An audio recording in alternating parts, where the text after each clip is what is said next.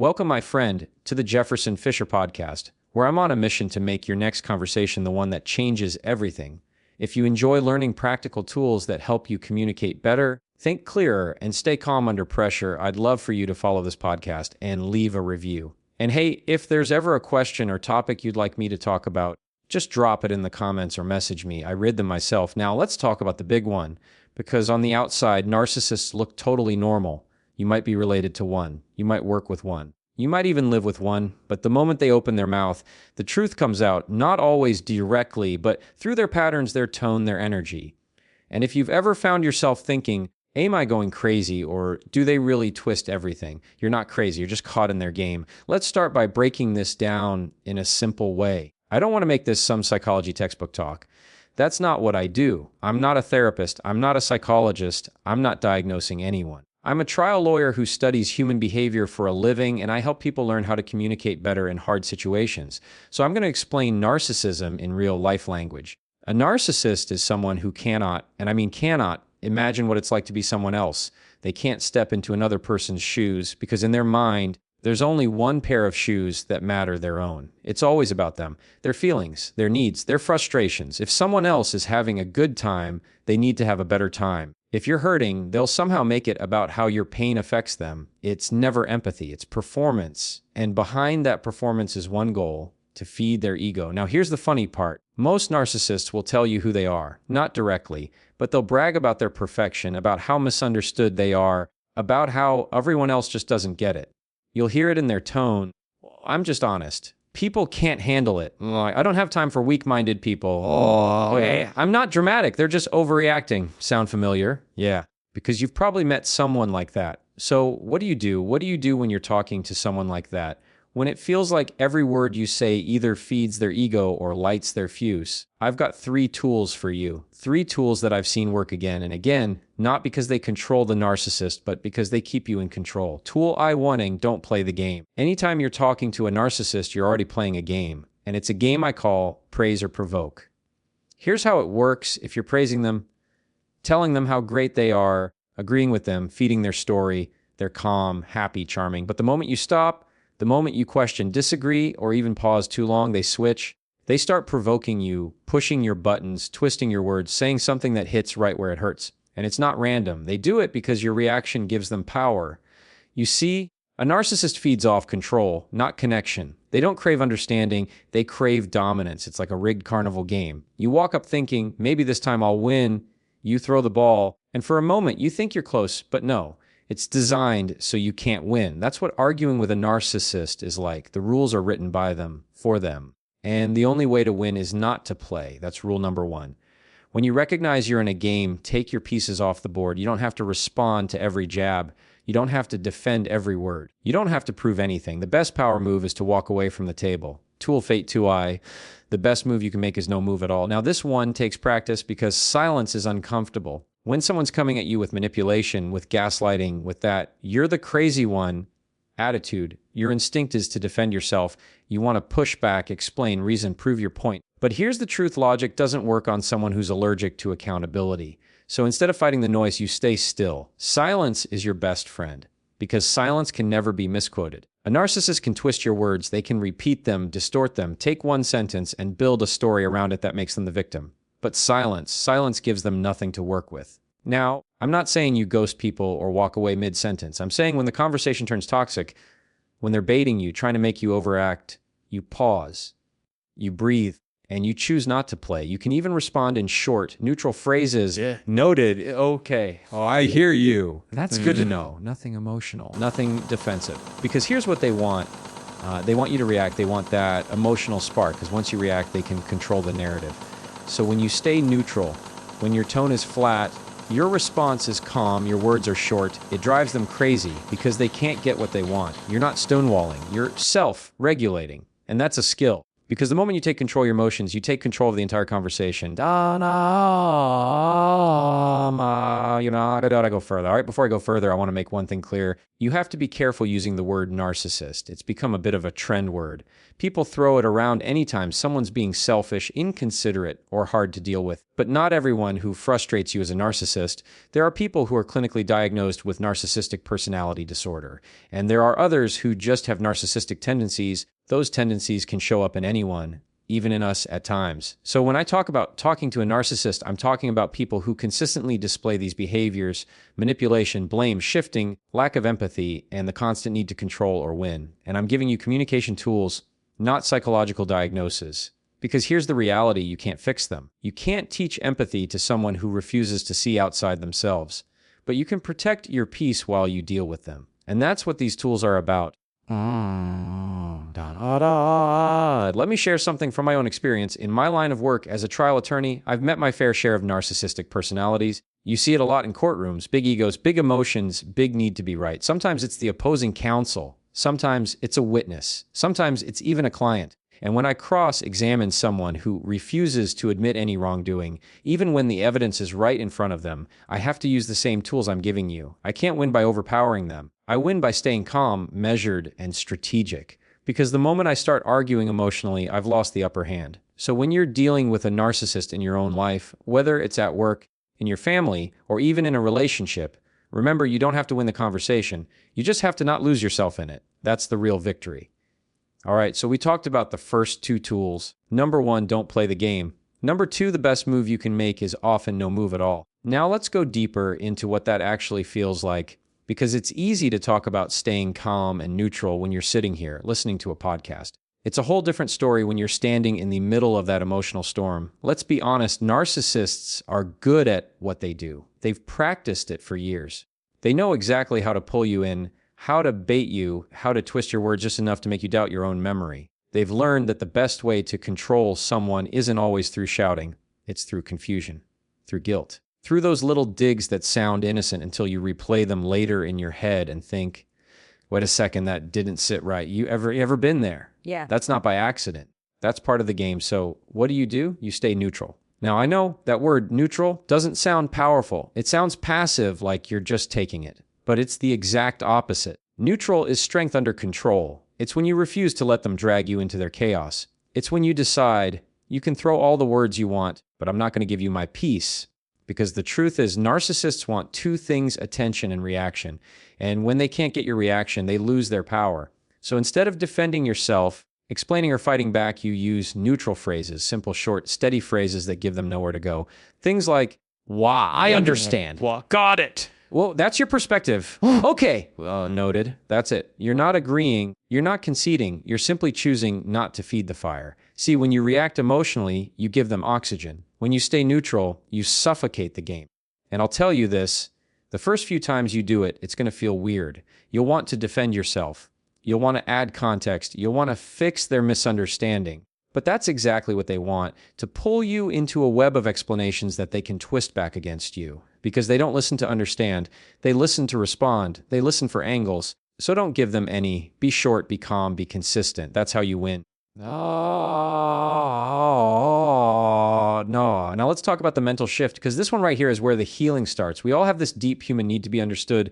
We want people to see us, to get us to acknowledge our heart, our intentions, our feelings. And when you're dealing with a narcissist, especially if it's someone close to you, that need becomes a trap. Because you keep thinking, if I could just find the right words, maybe they'll understand. Maybe they'll see how much they're hurting me. Maybe this time they'll listen. And every time you try, it's the same story. They twist it, deny it, or somehow turn it back on you. That's because they can't meet you there. They don't have the emotional depth or empathy to truly see your side. And that's not your fault.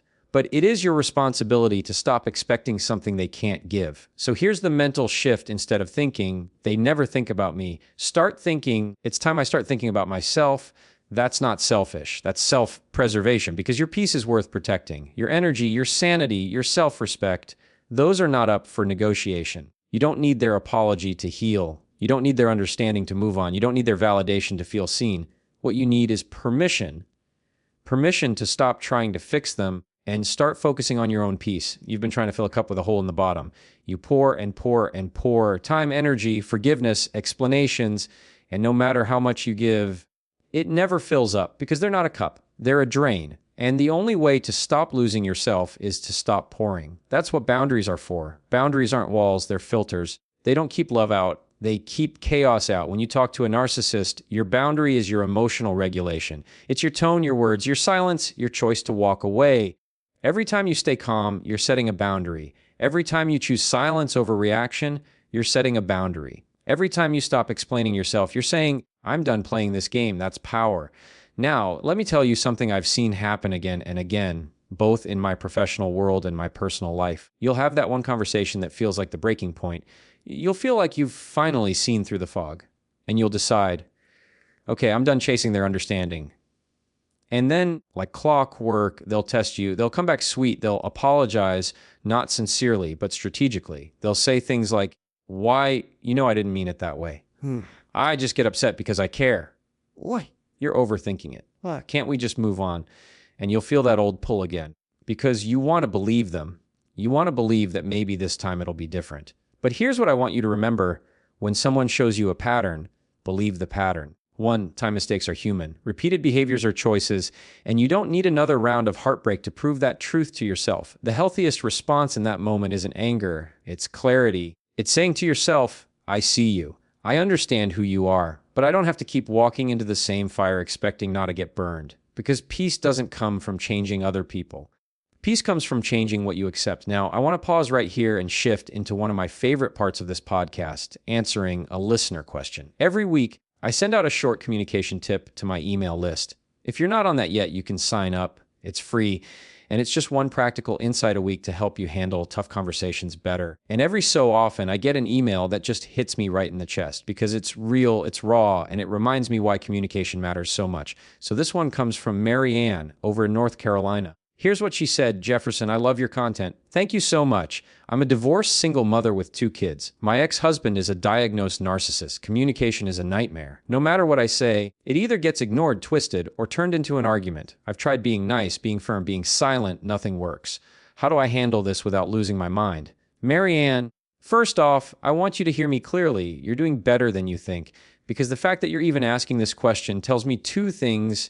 You're self-aware, and you care about doing things the right way. And that alone already puts you ahead. I can't imagine what that daily dynamic looks like for you. I don't live that exact situation. But I do deal with people who behave the same way, who manipulate, who gaslight, who try to win by twisting the truth. And I've learned a few tools that'll help you hold your ground, not just legally or logistically, but emotionally. Because here's the thing, you can't control the storm, but you can build shelter. So let's talk about what that looks like for you when you're communicating with a narcissist, especially one you share kids with.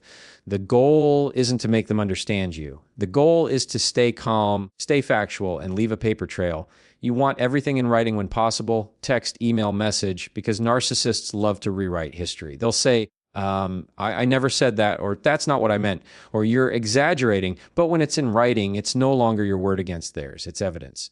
Now, even when you're writing, keep it short. Do not send paragraphs. Don't pour your heart out in text form, because they'll take one word, one sentence, one phrase, and twist it. And the next thing you know, you're defending yourself for something you never even said. So keep it to one sentence. Simple, factual, emotion-free. Something like, wow, I'll pick up the kids at 4. That contradicts what you said last week.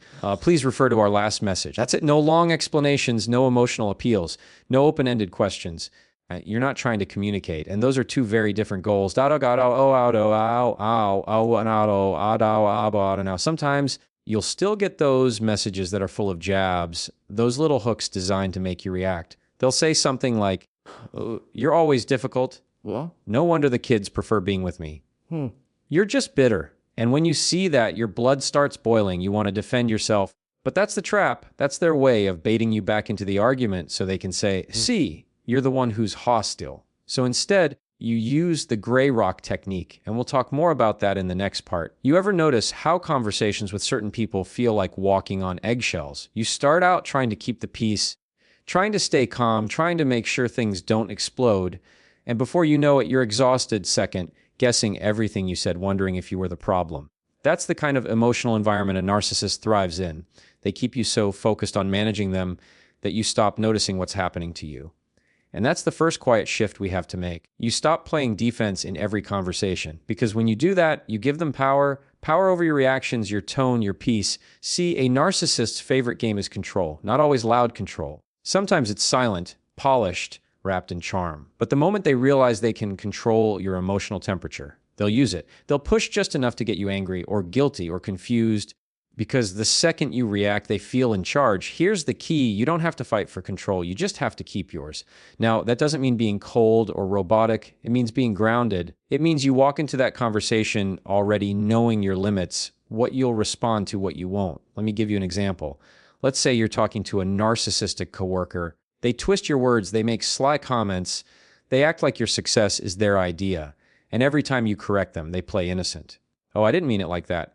Here's what most people do. They over-explain. They try to prove they're right, to clear the misunderstanding. But to a narcissist, that's a goldmine. Because the more you explain, the more control they have. They're not interested in clarity. They're interested in watching you squirm. So instead of defending yourself, you ground yourself. You say, "That's not how I see it." You stop there. You don't chase validation. You don't open the door for them to debate your reality, because your peace is not up for negotiation. Let's pause on that. Your peace is not up for negotiation. When you start living by that rule, your communication changes. You stop performing for people who never meant to understand you. You stop begging for honesty from people who benefit from your confusion. And you start seeing manipulation for what it really is: insecurity wearing a mask. Now, one of the hardest truths about dealing with narcissists is this: you can't win their game because they make up the rules as they go. Every time you think you've found a strategy that works, they move the goalpost. They shift the definition of respect or honesty or fairness, depending on what benefits them in that moment. So instead of trying to change the game, change the arena. Stop engaging where they have power. And the only arena you truly control is your response. Let me show you how that works. Imagine you're dealing with a narcissistic parent. You tell them, "Hey, I need some space." They reply with guilt. "After everything I've done for you." Old you would start defending, explaining, maybe apologizing. Grounded you says, "I appreciate what you've done, but this is what I need right now." They push again, "You've changed." And grounded you simply replies, "I have." See, that's what healthy boundaries sound like: short, clear, not cruel. Boundaries aren't walls. They're doors with locks. You can still open them, but only when it's safe for you. Now let's talk about that word safe, because here's the truth. Emotional safety is often invisible until it's gone. If you've spent years walking on eggshells, you start to mistake tension for normal. You think, that's just how they are. But that's not normal. That's survival. You can't build healthy communication from survival mode. And that's why step one isn't fix the narcissist. Step one is get safe. Safe can mean emotional distance. It can mean shorter replies. It can mean not attending every argument you're invited to. Because sometimes silence isn't weakness. It's wisdom. Now, this doesn't mean cutting people off the first time they frustrate you. It means learning the difference between a relationship that needs effort and a relationship that needs escape. Effort means both people are trying. Escape means only one person is. And if you're always the one fixing, apologizing, explaining, calming, defending, you're not in a relationship anymore. You're in emotional labor. Let that sink in. When communication becomes one-sided labor, it stops being connection. It becomes survival wrapped in politeness. And that's why I always tell people, protect your peace like it's oxygen, because it is. You can't think clearly when you're constantly explaining yourself to someone who doesn't listen. You can't grow when every word you say is twisted back on you. So here's what I want you to practice, not perfection, just practice. When you feel that urge to over-explain, stop. Take a breath. Remind yourself, I don't owe clarity to manipulation. When you sense guilt creeping in because you said no, remember guilt is not the same as wrong.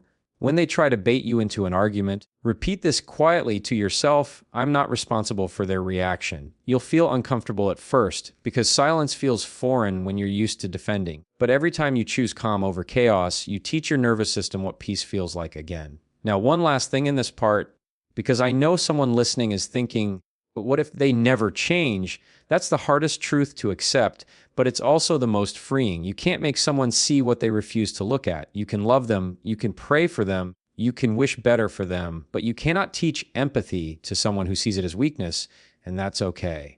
Because you're not responsible for fixing people who break you to feel whole. You're responsible for healing yourself so you don't mistake pain for love again.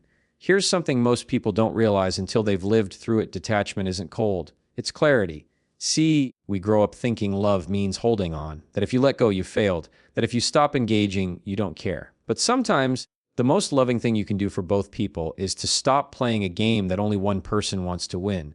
Emotional detachment doesn't mean you stop feeling. It means you stop letting their feelings run your life. Because when you deal with someone narcissistic, everything is about emotional reaction. They'll guilt you, flatter you, provoke you, just to see if they can still reach you.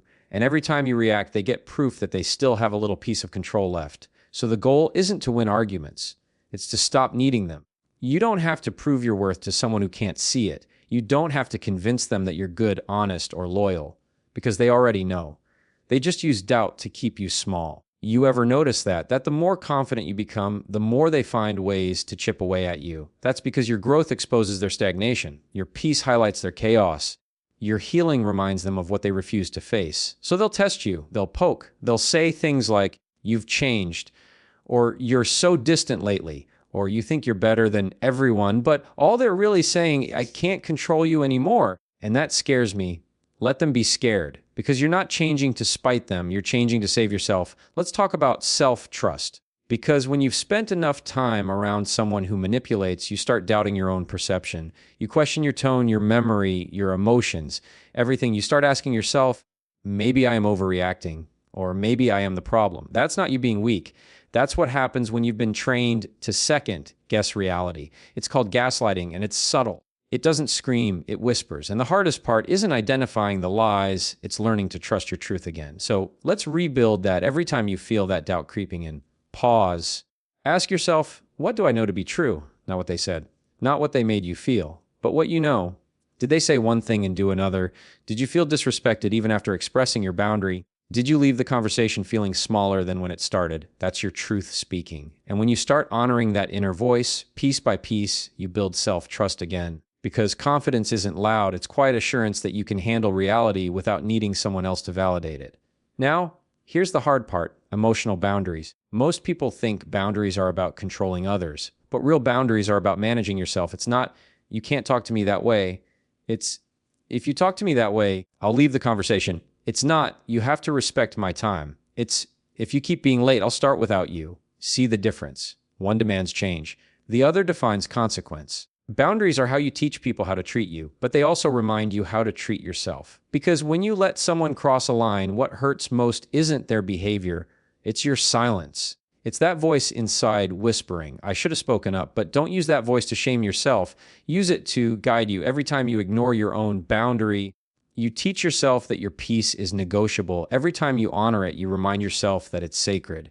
And let me tell you something that's going to sting a little. Some people will only respect your boundary once they realize access to you isn't guaranteed. When you start saying less, when you stop reacting, when your energy no longer feeds their ego, that's when the shift happens. They'll try harder. They'll test new ways to pull you back in. They'll apologize just enough to keep you hopeful, but not enough to change. Don't fall for patterns wrapped in promises. Change isn't in the apology, it's in the consistency. If they truly care, you'll see it in how they act when you stop performing for their comfort. Let me give you a quick example. Say you're in a relationship where your partner constantly minimizes your feelings. You tell them something bothered you, and they say you're too sensitive. You bring up a boundary, they roll their eyes. You get quiet, they accuse you of being distant. Now, the old version of you might try harder, explain deeper, talk longer, show more patience. The new version says less. The new version says, "I've already said what I needed to," and then you let silence do what your words couldn't. That's not passive. That's powerful. Because silence in the hands of someone grounded isn't retreat, it's respect for your own energy. Here's another truth that hurts but heals. Not everyone deserves access to the most peaceful version of you. Some people only meet your boundaries because they couldn't handle your openness. And that's okay, you're not being harsh, you're being healthy. See, one of the biggest lies we're told is that love should hurt a little. That if it's hard, it's real. But that's not love, that's conditioning. Real love doesn't make you question your worth. It doesn't weaponize your vulnerability, it holds space for it. So if you're listening to this and you're starting to realize that maybe, just maybe, the person you've been trying to please will never be pleased, take that as your permission to stop trying. You don't owe anyone endless explanations just because they refuse to understand you. You don't have to prove your kindness to someone who benefits from your confusion. You don't have to defend your peace to people who never protected it. You just have to decide that your healing matters more than their approval. And that's where detachment becomes freedom. Because once you stop performing for people who can't see your value, you start attracting those who do. Once you stop chasing clarity from confusion, you start living with calm. Once you stop defending your boundaries, you start embodying them. That's how self-trust grows, quietly, consistently. And one day you'll look back and realize the peace you were begging them to give you was the peace you were always meant to build for yourself. Here's something I've learned after years of watching people argue, defend, explain, and exhaust themselves in conversations that go nowhere. You don't lose when you walk away from dysfunction. You win clarity. See, when you finally stop explaining yourself to people who twist your words, you're not giving up, you're leveling up. Because not every conversation deserves your effort. Not every conflict needs your energy. Not every person has earned the right to hear your explanation. Sometimes the most powerful thing you can say is nothing. Silence has a strength that shouting never will. And that's hard for people like us, right? Because we're fixers, we want to make it right, we want to be understood, we want peace. But peace built on constant explaining isn't peace, it's performance. And when you're dealing with someone narcissistic, that's what they want, your performance. They want you to defend yourself so they can twist your defense into guilt. They want you to over-explain so they can cherry-pick your words. They want your emotions because it gives them control. So what do you do instead? You stop giving them the emotional access they haven't earned. Let them be confused. Let them spin the story. Let them tell others their version, because truth doesn't need you to chase it. It stands on its own. And here's the wild part. When you stop defending yourself, your silence becomes louder than their lies. It's unsettling for them. Because for the first time, you're not reacting, you're not explaining, you're not feeding the fire, you're just done. And that's the shift. When you stop trying to change them, you change yourself. When you stop fighting for them to see you differently, you start seeing yourself clearly. And that's the kind of clarity that changes how you show up in every conversation after that. Let's talk about the gray rock method for a moment. You might have heard of it. It's simple but powerful. When someone tries to provoke you, be uninteresting, be neutral, be boring. No reaction, no fuel. Just a calm, grounded, noted. Because here's what they're used to: drama. They thrive on chaos because chaos gives them control. They want that emotional ping-pong match. But when you stop hitting the ball back, the game ends. You don't have to slam the door. Just stop opening it. Now, let me be clear. This doesn't mean you don't feel anger or sadness or disappointment. Of course you do. You're human. It just means you've learned to feel without feeding. You've learned that your emotions belong to you, not to their manipulation. So maybe next time they text something like, "Wow, I see you're too busy for me now." Instead of explaining your entire day, you just respond, "Hope you're well." Nothing to grab, nothing to twist. Short, neutral, done. You don't owe them your emotional labor. You owe yourself your peace. And peace isn't found in control. It's found in release. Let's talk about something that rarely gets mentioned: grief. Because when you walk away from a narcissistic dynamic, even if it's toxic, you still grieve it. You grieve the version of them you hoped they'd become. You grieve the connection you kept trying to fix. You grieve the time, the energy, the effort. But grief isn't weakness. It's part of healing. It means you cared, and caring isn't the problem. Caring without boundaries is. So don't beat yourself up for loving deeply. Just promise yourself that next time you'll love wisely, because love without boundaries becomes self-betrayal. And communication without respect becomes self-erasure. You deserve conversations where you don't have to defend your worth. You deserve relationships that don't punish you for having needs. You deserve peace that doesn't come with conditions. And that's why this entire conversation, everything we've talked about today, comes back to one thing: self-regulation. It's not about controlling them. It's about mastering you. Because when you regulate your tone, your words, your silence, you reclaim your power. And that power isn't loud. It's steady. It's when someone insults you and you don't take the bait. It's when they try to guilt you and you stay grounded. It's when they expect chaos and you give calm. That's strength. That's what emotional maturity looks like. And let me tell you, people who feed on drama can't survive in peace. So your calm will frustrate them, but that's not your problem. You're not responsible for someone else's inability to handle your peace. You're responsible for protecting it. You've probably heard me say this before, but it's worth repeating: silence can never be misquoted. That's your superpower now. Because once you master silence, you master yourself. You'll realize you don't need to win every argument. You just need to keep your peace, and maybe that's the message you needed to hear today. You don't need closure from someone who's committed to misunderstanding you. Your closure isn't their apology. Your closure is the moment you decide you deserve better than endless explanations. So if you're sitting there thinking, "How do I even begin?" You begin by pausing, by breathing before you respond, by saying less than you used to, by recognizing that peace isn't passive, it's powerful. And the next time you find yourself face to face with that narcissistic behavior, remember this: you don't have to play the game. You don't have to prove a point. You don't have to fix what you didn't break. You just have to stay grounded, stay neutral, and stay kind, but not at the expense of your own self-respect. And over time, that self-respect builds something no narcissist can touch: emotional independence. That's when your validation no longer comes from how they see you. It comes from how you see yourself. That's when your confidence doesn't depend on their approval. It depends on your alignment. That's when you stop chasing love and start embodying it. And when that happens, conversations start to feel different.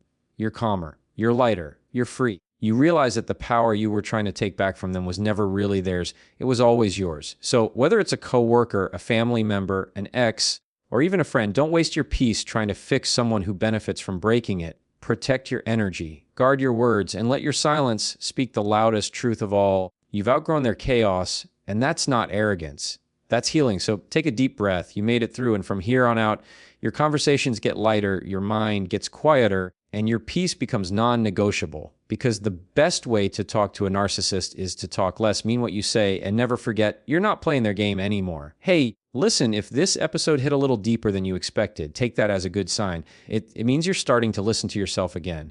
And that's where real communication begins, not with them, but with you. Because talking to difficult people isn't really about learning to control the conversation. It's about learning to control your energy inside the conversation. That's what builds confidence. That's what creates calm. That's what lets you walk into a room and know that no matter what they say, you've got you. And if today's episode gave you something to think about, I'd love for you to hit follow on this podcast. It helps me keep showing up here every week with tools that help you communicate better, not just with others, but with yourself. And hey, if you've got a story or a question about something you're struggling to communicate, send it in. You never know, it might show up in a future episode. But until then, I want you to remember this. Your peace isn't found in what you say to others. It's found in what you stop explaining. You don't have to chase understanding from people who are committed to misunderstanding you. You just have to stay grounded, stay kind, and stay true to who you are, because the goal was never to win the argument. The goal was to stop losing yourself in one. Thanks for spending a little time with me today. I'm Jefferson Fisher, and I'll see you next time when we talk about how to make your next conversation the one that changes everything.